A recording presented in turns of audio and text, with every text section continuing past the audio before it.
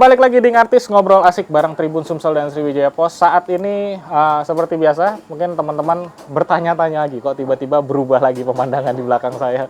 Dan mungkin terdengar ada suara-suara alam, suara-suara natural yang memang agak sedikit berbeda dari biasa ya Pak. Biasanya kalau kita di Palembang di studio, ini tiba-tiba kita harus outdoor.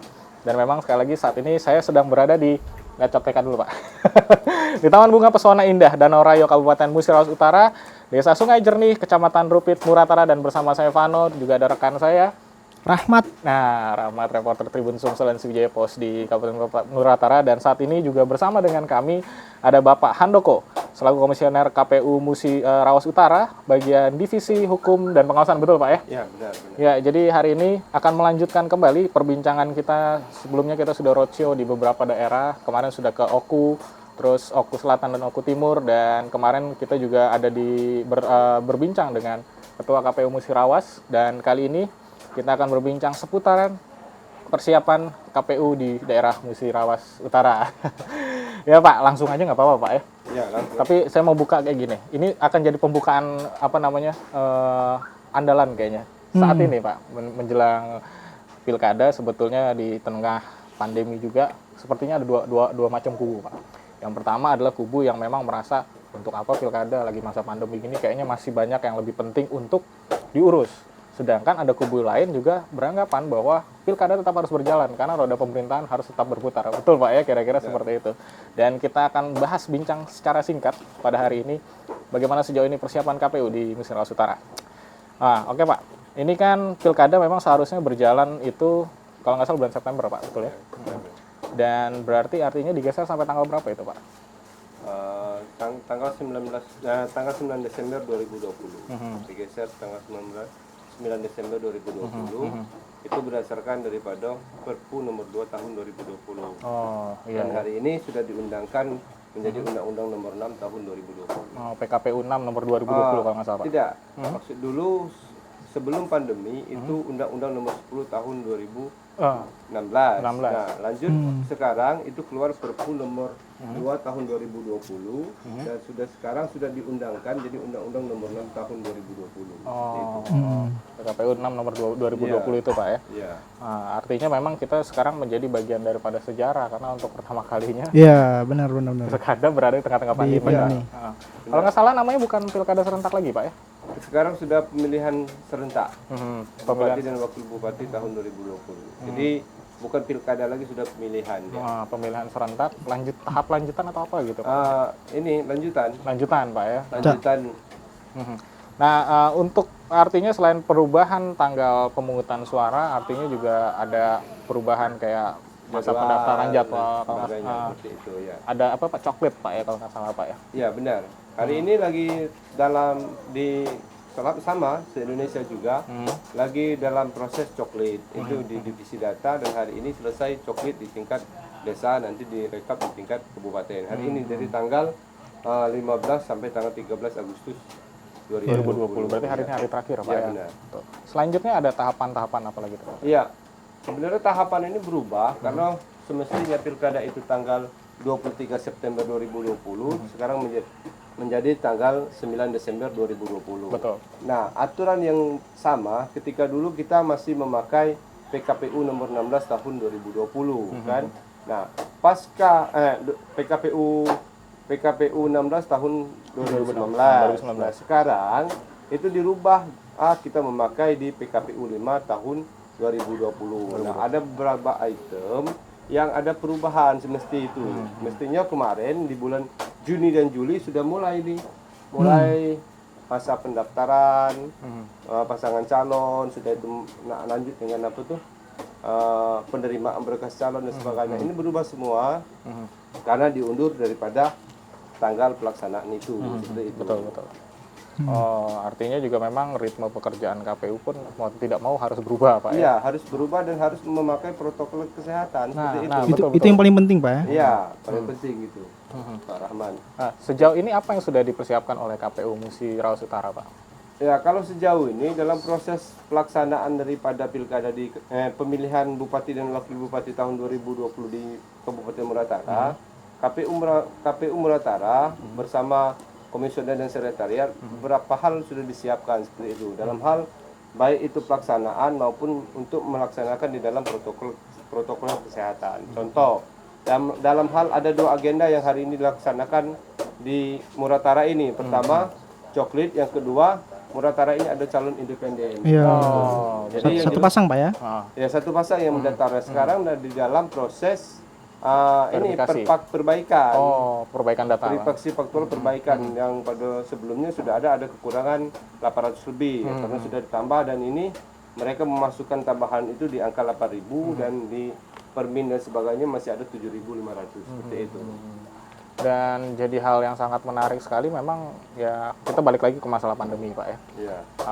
Apa namanya, artinya juga selain perubahan tanggal, perubahan ritme pekerjaan, yang berikutnya berubah adalah cara pemungutan suara. Ya. Benar nggak Pak kira-kira? Benar. Nah, harus sesuai dengan protokol kesehatan. Itu Ya. mungkin juga masih banyak Tribuners atau teman ngobrol yang belum tahu. Yang Pak. belum tahu, ya. Kira-kira mungkin tahapan atau langkah-langkah pemungutan suara yang akan dilaksanakan seperti apa tuh Pak? Ya, langkah-langkah di dalam pemungutan suara di masa pandemi ini ada KPU RI kemarin sudah melakukan simulasi. Dan memang itu memakai aturan. Contoh, begitupun kami di C6 itu nantinya itu ada waktu nantinya. Jadi Bapak si Pulan ini jam sekian, dan si Pulan nanti ada ritme. Jadi dia si Pulan itu datang jam itu seperti itu, Pak. Jadi untuk menjaga orang berkumpul. Nah, dari sisi pemungutan nanti dari KPU melalui KPPS nanti di TPS-nya menyiapkan sarung tangan, masker, nanti seperti itu apa, hand sanitizer, ya. Sudah tuh mungkin di TPS-nya disemprot dulu seperti itu. Oh, disemprot disinfektan itu Pak ya. disinfektan dulu, seperti itu. Tentunya juga memang untuk sebenarnya kan sekarang yang jadi pertimbangan banyak orang bukan hanya tentang keamanan atau kestabilan, tapi juga sekarang kesehatan yang jadi seperti bagian itu. penting. Benar. Jadi gaya hidup baru lah ya, Iya. artinya. Ini sangat menarik sekali Pak. Kurang lebih ada berapa calon pemungut suara Pak untuk Kabupaten Muratara sendiri? Kalau Kabupaten Muratara itu di AKWK itu sekitar di angka 140 ribuan. 140 ribu. Itu ya sekarang lagi masa coklit dan itu bisa bertambah seperti itu. Oh, Karena betul. ada pemilih baru, nanti ada yang pindah, ada DPT yang dan datang. ya DPT dan DPS itu Pak Ya, ya. seperti itu. Nah, yang jadi pertanyaan saya juga 140 ribu calon pemilih. Ya. Berarti artinya KPU Musirawas Utara juga menyiapkan 140 ribu sarung tangan itu Pak. Masker dan sebagainya seperti itu. Jadi nanti di gudang KPU Muratara nih isinya bukan cuma Masker semua itu, Mas. Ada masker segala macam. Benar. Jadi bukan, kalau dulu kan logistiknya ini apa tuh, adanya kertas suara, ada paku, ada kotak. Ini enggak, ada masker, nanti ada sarung tangan, ada hand sanitizer dan sebagainya seperti itu. Jadi alkes ada di KPU sekarang Pak ya. Dan ini sudah mulai di KPU Oh, Muratara. sudah mulai distribusi. Pada proses verifikasi faktual ini sama, kami menggunakan face shield ya. itu Pelindung sudah wajah ya. pakai sarung tangan, PPS melakukan perpak itu sudah pakai masker. Nah, nanti panitia pelaksana dan tim KPU sendiri sudah melakukan rapid test untuk hari pemilihan atau gimana Pak? Kalau untuk untuk KPPS nanti kami menunggu petunjuk lebih lanjut. Oh, Tapi kalau untuk teman-teman PPK, PPS sebelum melakukan verifikasi faktual itu harus sama, kami melakukan rapid test bekerja sama dengan dinas kesehatan seperti itu, dan juga gugus tugas. Oh, bekerja sama, saling berkoordinasi dengan gugus tugas juga Pak? Iya, maka setiap kali acara kami pasti mengundang dan kerjasama. Ini mana zona hijau, zona kuning dan sebagainya seperti itu. Artinya memang sebenarnya masyarakat umum juga ketika tiba hari hanya lagi nanti juga nggak perlu ragu lagi Pak ya, nggak Ya. perlu takut-takut lagi datang ke Benar, TPS. benar. Karena pada dasarnya memang sudah disiapkan semua oleh tim KPU ya. Ya, sudah disiapkan daripada di TPS itu untuk menerapkan protokol kesehatan itu. Seperti itu. Dari alat-alatnya seperti itu. Karena kemarin kami koordinasi, karena setiap daerah ini kan ada levelnya, ada level 1, kata gugus tugas level 2, karena Muratara itu masih zona hijau, Zona hijau, ya. dan dia masuk kepada level 1. Jadi cukup masker, cukup sarung tangan dan sebagainya. Nggak perlu lagi pakai baju robot itu. Nggak pakai APD itu yang lengkap seperti itu Pak ya. Artinya memang kalau untuk Muratara sendiri berhubungan dengan pandemi sebenarnya cukup aman, bisa dikatakan seperti Ya, itu. Betul untuk saat Pak? ini. Untuk saat ini. Ya, tapi tidak tahu kalau ke depannya seperti ini. Karena wabah ini kan Sampai saat ini kita nggak bisa prediksi nggak gitu Pak. bisa prediksi seperti itu. Ya karena ya sebenarnya sih harapan kita semua ini kan akhir tahun Pak ya, pemungutan suara, mudah-mudahan akhir tahun udah ada vaksin Pak. Jadi kita sudah tenang semua. Tim KPU juga nggak perlu repot-repot lagi, betul nggak kira-kira Pak? Vaksin sudah ada, ya. Sudah, pokoknya nggak lebih aman Pak ya. Nah, ini ngomong-ngomong soal protokol kesehatan nih Pak. Ya. Di Kabupaten Muratara ini kan ya kita ketahui ada warga suku anak dalam. Jadi ya, yang jadi pertanyaan kita semua pastinya bagaimana ini dari KPU memberikan pemahaman kepada warga suku anak dalam ini tentang protokol kesehatan maupun tentang pemilihannya nanti gitu. Ya. Memang sangat menarik di Muratara ini. Yang pertama orangnya cukup dalam arti hal ada suku Jawa dan sebagainya, dan ini di sini ada suku anak dalam, terutama di daerah ini Sungai Jernih seperti itu. Dan juga suku anak dalam ini masuk kepada desa Sungai Jernih. Oh ya, di desa ini Pak ya, di desa ini. Desa ini Ada kelompoknya suku Pak. anak dalam. Nah, kalau bicara waktu pileg, kami melakukan sosialisasi kepada suku anak dalam waktu itu. Dan ketika pileg itu lebih rumit seperti itu cara pemilihan dan sebagainya, karena orang memilih nama dan sebagainya saja, nomor dan nama. Kalau sekarang kalau sudah ada gambar seperti itu, mungkin lebih mudah, dan mungkin kami nanti KPU tetap melakukan sosialisasi lebih dalam kepada suku anak dalam seperti itu. Tapi berkaca dengan pileg itu tidak ada hal yang sangat ini, jelas biasa-biasa saja melaksanakan dalam pemilihan itu suku anak dalam, karena dia ini sudah menetap di sini, bukan sistem yang nomaden. Oh, yang berpindah-pindah. Jadi memang lebih mudah untuk diawasi. Udah hampir sama dengan warga biasa berarti Pak. Hampir sama seperti warga biasa, cuman dia masih kategori suku anak dalam. Ada kesulitan tersendiri tidak Pak? Kalau selama Memberikan pemahaman kepada mereka? tidak, kalau selama sosialisasi itu tidak, karena di ini kan ada kepala sukunya, itu kadusnya, terus Pak Japari sering komunikasi, nanti biasa berkomunikasi seperti itu. Tidak ada hal yang sangat sulit ya anak suku dalam. Berarti sejauh ini memang sudah teratasi Pak ya? Iya, sudah. Karena kami berpengalaman di pileg tahun 2019 itu. Oh, betul. Bicara soal juga tadi, ini saya juga baru ingat memang kalau di Muratara ada anak dalam Pak ya. Iya. Nah, artinya juga kita akan berpindah, maksudnya tingkat partisipasi ya Pak ya. Karena kan saya dengar kalau nggak salah di Pilpres kemarin itu 80%-an Pak ya tingkat partisipasinya, benar nggak Pak? Untuk Muratara maksudnya? Untuk Muratara itu 82 apa 80-an ke atas. Lumayan tinggi Pak. Lumayan tinggi tingkat partisipasinya. Nah, kalau menurut prediksi dari KPU Muratara saat ini di pilkada pemilihan serentak kali ini, kira-kira apakah ada peningkatan atau pasti ada target khusus atau seperti apa Pak? Ya, kalau ditargetkan KPU RI, ini kan target, namanya target itu kan ada di angka 77,5%. Jadi berkaca dengan pileg tadi, kami dalam hal pileg tahun 2019 dengan pilpres itu di angka 80-an ke atas seperti itu. Jadi kami dari KPU Muratara gencar melakukan sosialisasi supaya bisa mempertahankan di angka 80% itu. Betul. Seperti itu. Bahkan harapannya siapa tahu meningkat. Bisa lah 90 dan sebagainya. Kalau 100% lebih mantap lagi tentunya. Kalau 100% nanti orang curiga. Oh, betul. Benar. Iya, masuk akal juga.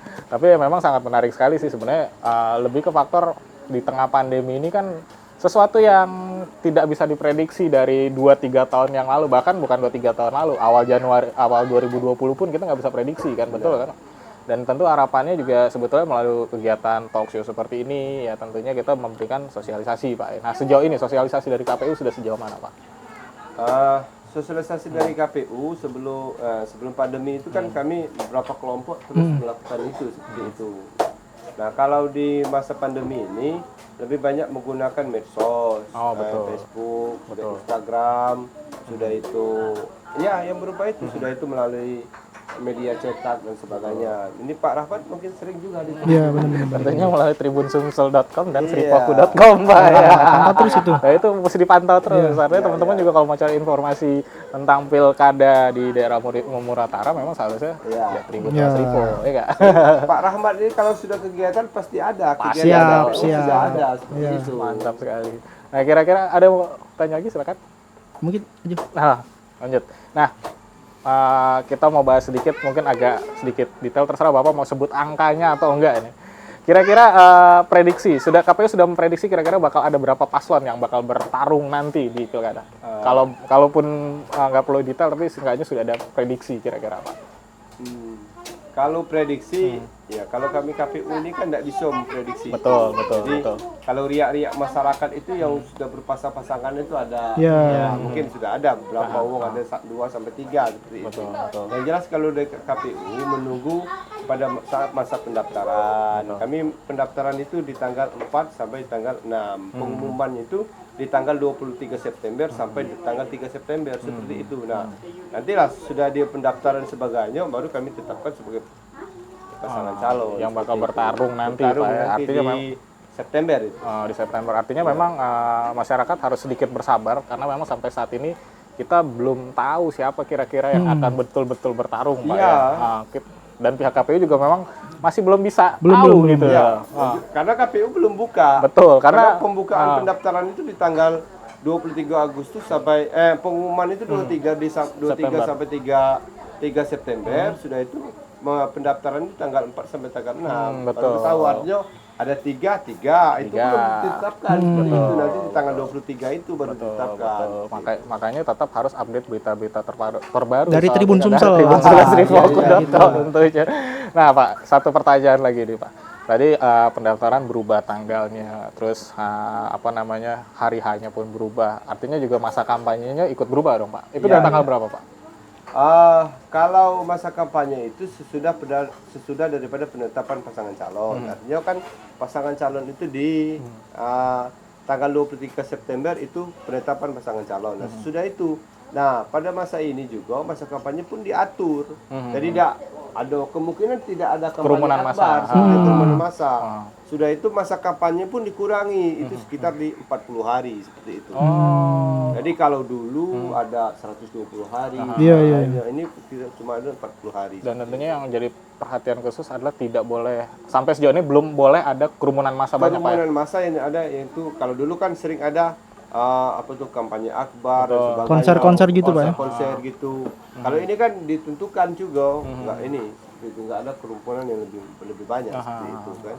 Artinya memang ya ini di masa seperti ini ada kenormalan yang baru, kita Ya. harus menyesuaikan diri, Pak, ya. Artinya kalau di dalam ini kan cuma himbauan saja, himbauan. Cuman ada beberapa kampanye itu yang tidak diperbolehkan, namanya konser musik dan sebagainya seperti itu. Itu dihindari, Pak, ya, memang. Hindari. Karena memang ya bukannya KPU bikin asal-asalan, Pak. Iya, Ya. benar. Bukan macak-macak istilahnya aja Iya, gitu. benar. Tapi memang ya situasinya kita harus Iya. menyesuaikan diri, betul. Ya karena Pilkada 9 Desember 2020 ini adalah kesepakatan bersama. Betul.